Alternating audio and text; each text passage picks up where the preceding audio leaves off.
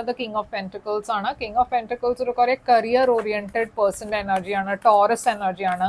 അപ്പോൾ may be നിങ്ങളുടെ ലൈഫിൽ ഒരു പുതിയ പേഴ്സൺ വരുന്നുണ്ട്. ഓറൽസ് ഇത് നിങ്ങൾ കരിയറിൽ കൂടുതൽ നിങ്ങളുടെ എഫേർട്സ് ഒക്കെ കരിയറിലായിരിക്കും ഫോക്കസ് ചെയ്യുന്നുണ്ടാവുക. ഇതൊരു പുതിയ പേഴ്സൺ ആണ് വെച്ചാൽ ഈ പേഴ്സൺ നിങ്ങളിൽ ഇൻട്രസ്റ്റഡ് ആണ്.